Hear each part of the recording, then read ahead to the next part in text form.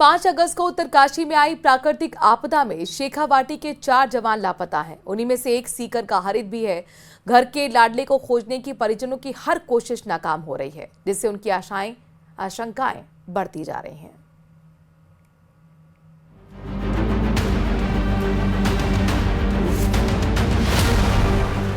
बुजुर्ग मां को है फौजी बेटे का इंतजार, अनसुनी हो रही हर गुहार।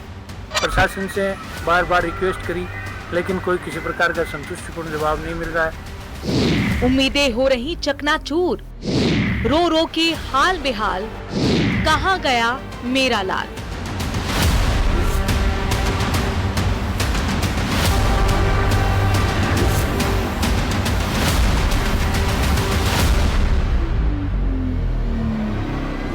उत्तरकाशी में 5 अगस्त को आए प्रलय के बाद अब तक राहत और बचाव कार्य जारी है, लेकिन शेखावाटी क्षेत्र के 4 जवानों के बारे में कोई ठोस जानकारी नहीं मिल पाई है।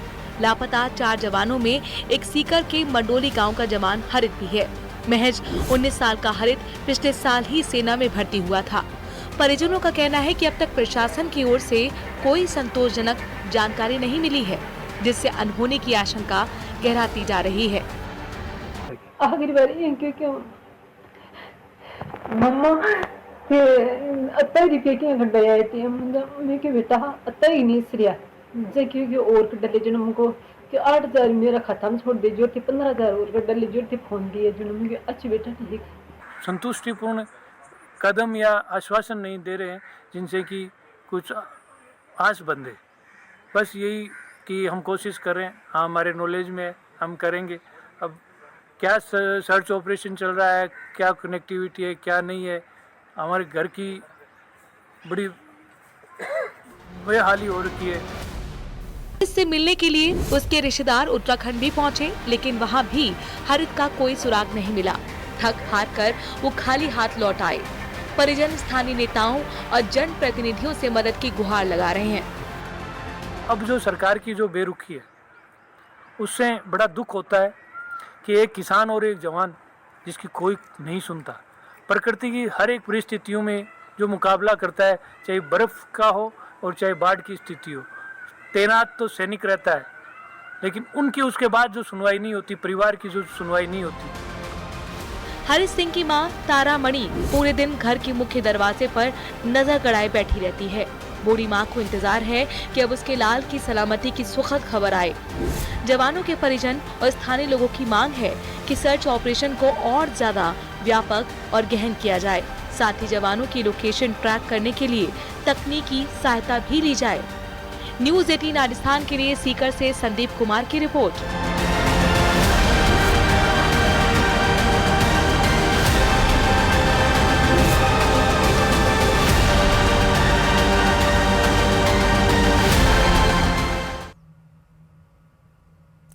उप मुख्यमंत्री दिया कुमारी राजसमंद जाते समय अल्प प्रवास पर भीलवाड़ा जिले के गुलाबपुरा में रुकी, जहां पर उन्होंने उपखंड कार्यालय में आयोजित समीक्षा बैठक में शिरकत की और सार्वजनिक निर्माण विभाग यानी कि पीडब्ल्यूडी और पर्यटन विभाग के साथ महिला एवं बाल विकास विभाग के कार्यों की गहनता से समीक्षा की। दिया कुमारी ने कांग्रेस सरकार पर हमला बोलते हुए कहा कि सत्ता में आने से पहले हमें विरासत में टूटी सड़कें और टूटे स्कूल के साथ इमारतें भी मिली हैं, जो कि बदहाल अवस्था में हैं और हम इसे सही करने में जुटे हुए हैं।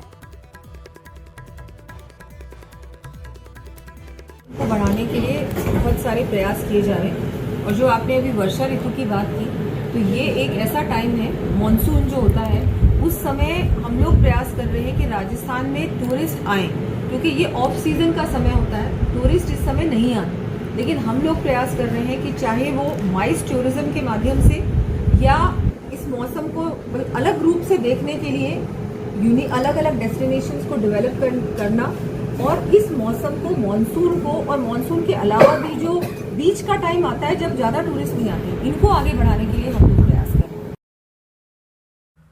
देश का तीसरा और प्रदेश का पहला रामगढ़ क्रेटर अब तक अपने दिन फिरने का इंतजार कर रहा है। जी हां, रामगढ़ क्रेटर को विकसित करने का दावा अब तक अपने अंजाम तक नहीं पहुंचा है और यही हाल मिनी खजुराहो का भी है। वैसे 12 कलेक्टर बहुत जल्द तस्वीर बदलने की बात कह रहे हैं। देखिए रिपोर्ट।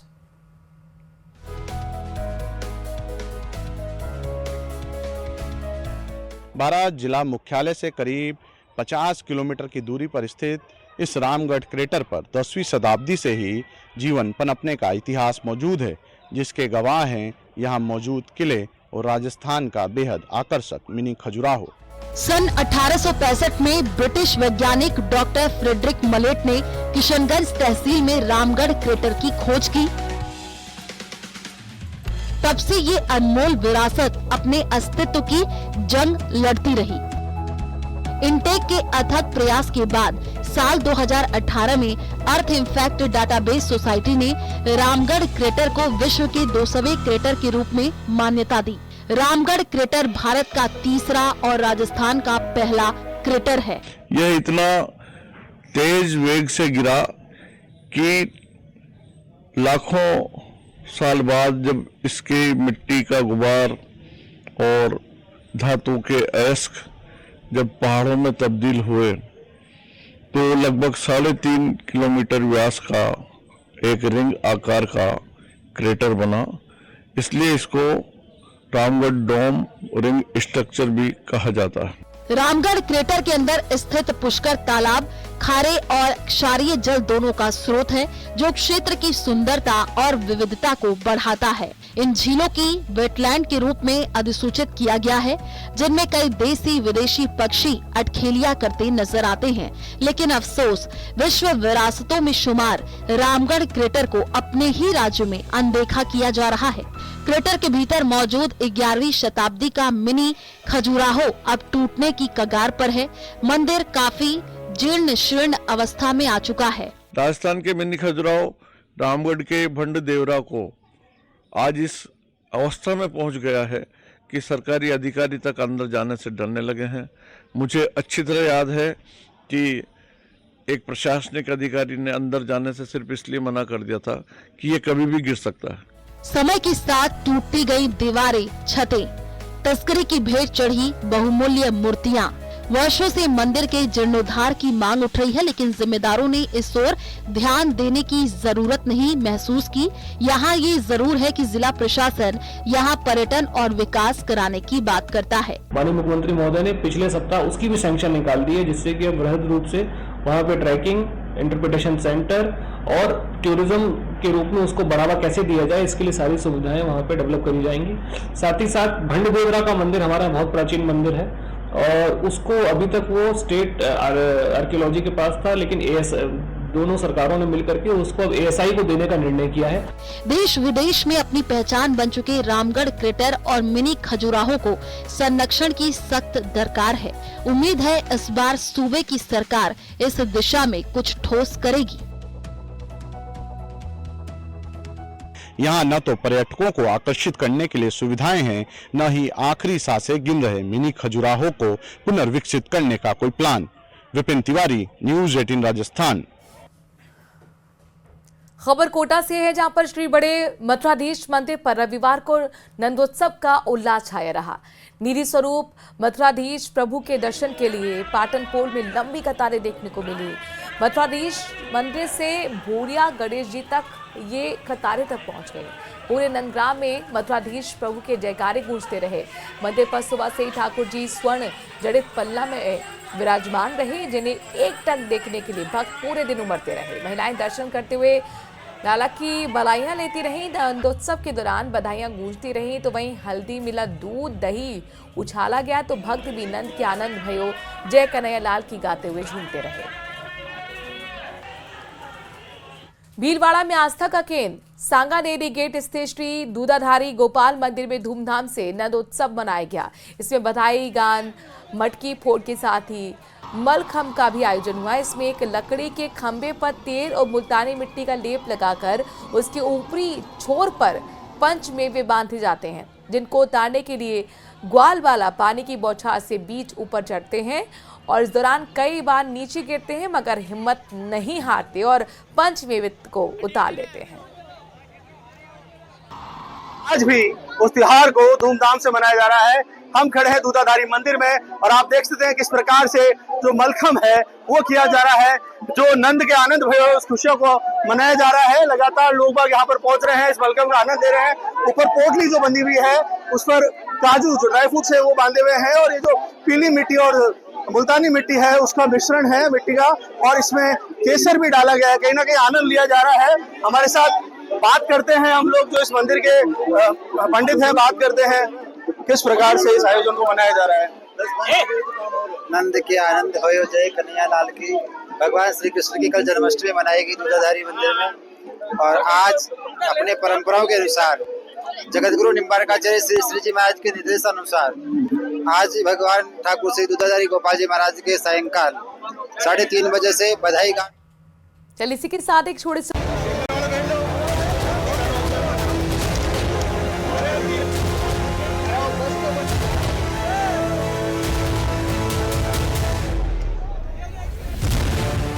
बस स्टैंड पर छात्रों का रेला, खिड़की से बस में घुसे अभ्यर्थी,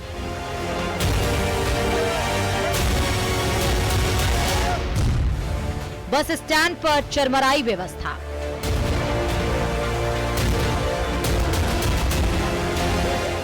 धक्का मुक्की करती भीड़, खिड़कियों से बस में घुसते छात्र। ये वीडियो जयपुर के सिंधी कैंप बस स्टैंड का है, जहां पटवारी परीक्षा खत्म होने के बाद छात्रों का रेला उमड़ पड़ा। हर कोई घर जाने की जद्दोजहद करता दिखा।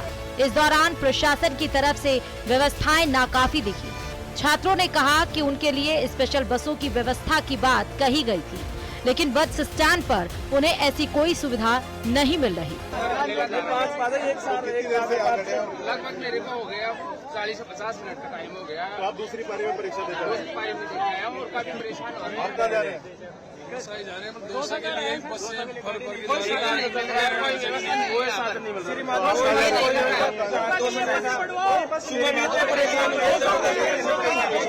उल्टी आ रही है, जबरदस्ती लड़की अंदर परेशान हो रही है, बहुत चोर की भीड़ है।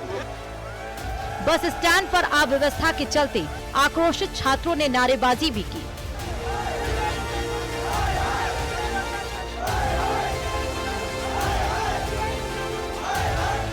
सिंधी कैंप बस स्टैंड पर अभ्यर्थियों की भीड़ के चलते व्यवस्था चरमराने से आम यात्रियों को भी खासा परेशानी का सामना करना पड़ा। न्यूज़ 18 राजस्थान के लिए हितेंद्र शर्मा की रिपोर्ट।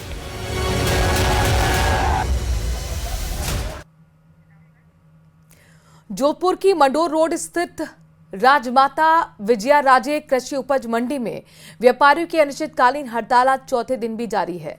राजस्थान सरकार द्वारा लगाए गए नए 0.5% मंडी टैक्स के विरोध में 14 अगस्त से शुरू हुई ये हड़ताल अब एक व्यापक आंदोलन का रूप लेती जा रही है। इस आंदोलन का मुख्य कारण हाल ही में राज्य सरकार द्वारा मंडी उत्पादों पर लगाया गया 0.5% अतिरिक्त टैक्स है।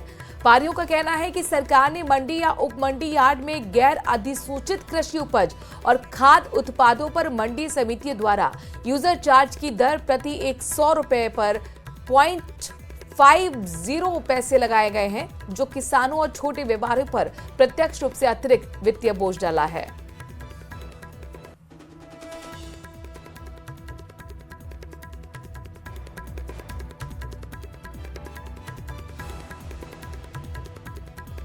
राज्य सरकार ने 13 तारीख को एक टैक्स लगाया यूजर चार्ज 0.5%।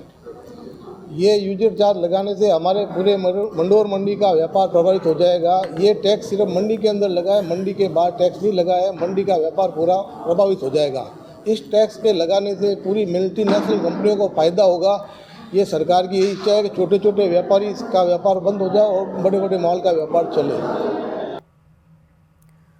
दौसा में पिछले कुछ महीनों से चोरी की घटनाओं में बढ़ोतरी के बाद लोगों में आक्रोश देखने को मिला। कोलवा थाना क्षेत्र के भोजवाड़ा GSS के पास महापंचायत का आयोजन किया गया, जहां सैकड़ों की संख्या में ग्रामीण इकट्ठा हुए और इस दौरान ग्रामीणों ने चोरी की घटना को लेकर आक्रोश जताया।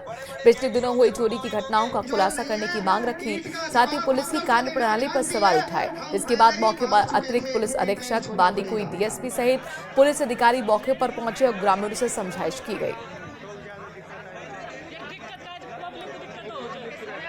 किया गया? कोलवा थाना क्षेत्र में पिछले कुछ दिनों में पशु चोरी की घटनाएं बढ़ी थी। उस बात को लेकर आज यह महापंचायत हुई है, जिसमें जो ही मुझे पता चला तो मैं आया, इन लोगों से बातचीत की है।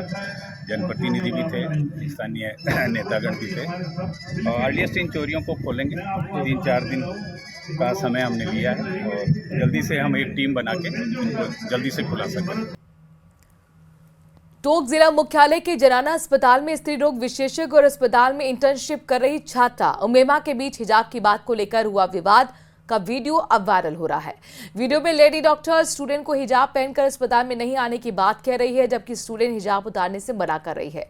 इस वीडियो के वायरल होने के बाद टोंक की मुस्लिम समाज और कांग्रेस से जुड़े नेताओं ने आपत्ति दर्ज कराई है। कांग्रेस नेता और मुस्लिम संगठन से जुड़े लोगों ने अस्पताल के प्रभारी डॉक्टर विनोद से मुलाकात की और डॉक्टर के खिलाफ कार्रवाई की मांग की।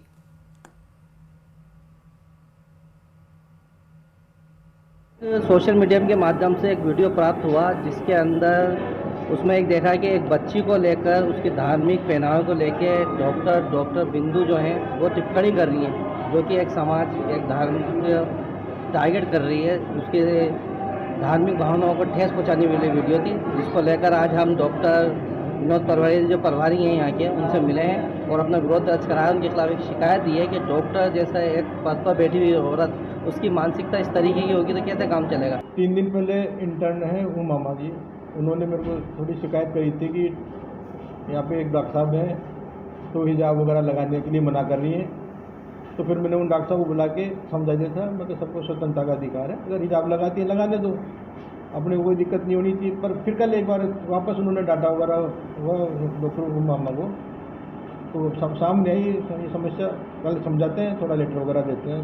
हाँ, इसकी जानकारी मिली थी कि मुस्लिम समाज के कुछ लोग हैं जो ज्ञापन देने के लिए आए हैं, तो मैं आया था तो इन्होंने जनाना अधीक्षक को ज्ञापन दिया 5-7 लोगों ने, और इसके बारे में शिकायत कोई हमारे को तो प्राप्त नहीं है, लेकिन सोशल मीडिया पे जो चल रहा है उसके अनुसार हम जांच करेंगे। खबर जोधपुर से है, जहां पर हनुमान बेनीवाल ने वोटों की चोरी के मुद्दे पर चुनाव आयोग की सफाई पर तंज कसते हुए कहा कि चुनाव आयोग खुद थोड़े कहेगा कि वोटों की चोरी की जा रही है। उन्होंने प्रदेश में विपक्ष की भूमिका पर सवाल उठाए और कांग्रेस पर निशाना साधा। चुनाव आयोग थोड़े कहेगा हमने वोट चोरा है, वो तो ये कहेगा कि नहीं चोरा। जब आप बताइए क्या होता है इन चीजों से, लोग गीता पे हाथ रख के कोर्ट में झूठी गवाहियां देते हैं, कसम खा जाते हैं, खाते हैं नहीं खाते। वोट चोरी निश्चित रूप से हो रही है, इसमें कोई दो राय नहीं, लेकिन किस स्तर पर हो रही है। 115 दिन से ज्यादा का बड़ा आंदोलन चला राजस्थान के अंदर, जेल भरो आंदोलन, लाखों लोगों की रैलियां, गवर्नर से मुलाकात, लोकसभा के अंदर मुद्दा उठाया, ऑल पार्टी मीटिंग में नड्डा जी से ये कहलवाया कि इस पर चर्चा कराएंगे, देश के अंदर जो पेपर लीक हो रहे हैं, बिहार, बंगाल या राजस्थान, जो पेपर लीक की सबसे ज्यादा घटनाएं हो रही है, और बड़े मगरमच्छ जो अभी पकड़ से दूर है, रीट लेवल फर्स्ट की सीबीआई जांच की मांगो, या दूसरे मामलों हाई कोर्ट के अंदर भी एसओजी ने वही बात कही कि साहब बहुत बड़े स्तर पे घोटाला हुआ। अब हाई कोर्ट पर सबकी नजरें हैं, हाई कोर्ट कर देता है ठीक है, निरस्त नहीं करता है, तो 1 लाख से ज्यादा जवान राजस्थान से, हरियाणा, पंजाब, यूपी, दिल्ली से लाखों की तादाद में